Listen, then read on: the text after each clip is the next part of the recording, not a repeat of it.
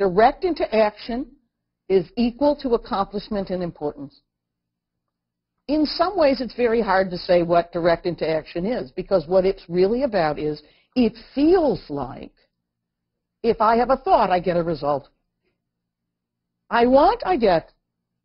I want, I get. There's nothing in between me and what I get. Now, if you take a little tour over the history of the way technology interacted in our lives, it started with, you had to have a stack of cards and give it to a machine.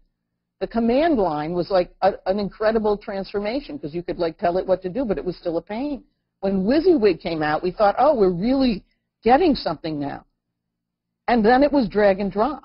But today, all of those are antiquated, painful ways of having to interact with the system because it's not like that anymore. You have a question as you're walking through your life?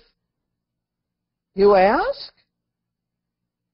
You ask Google, you get the answer. There it is, all done, finished. Sorry, but my experience of Siri is it's not actually very direct into action. But if you speak it into your Google rectangle, you can often get exactly what it is that you want. You ask, it's answered. Or something like Flixster. I want a movie, here it is. I ask, I get it. It's all in one place, everything I need for this small activity that I care about without having to think at all. In fact, thinking is not a goal. Thinking is absolutely not a goal.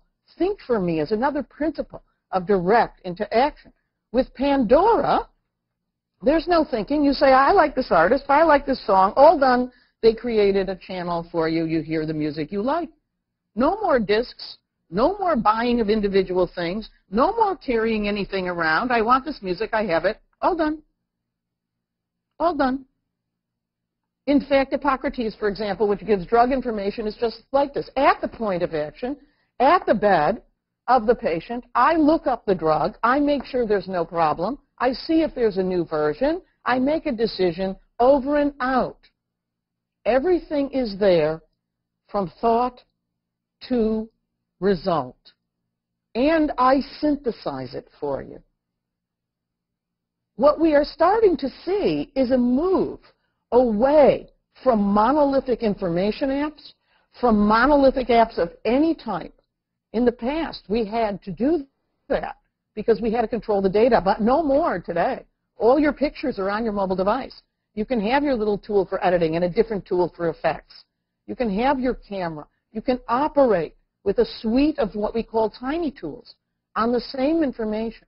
The concept of tiny tools, the concept of fitting into the moments of the time of your life with just exactly what you need is central to what makes things cool.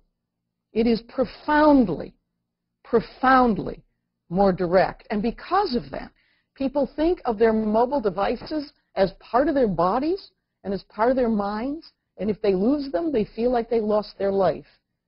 We are not exactly at a point where it's literally a wearable. I don't know if we want to be there, but we are absolutely at a place where people have to have these products with them in order to do their life. And it's the tiny tools that are expected. If we merge the idea of design for life with the idea of design for direct interaction, we have a wholly different way of thinking about what we ought to be doing.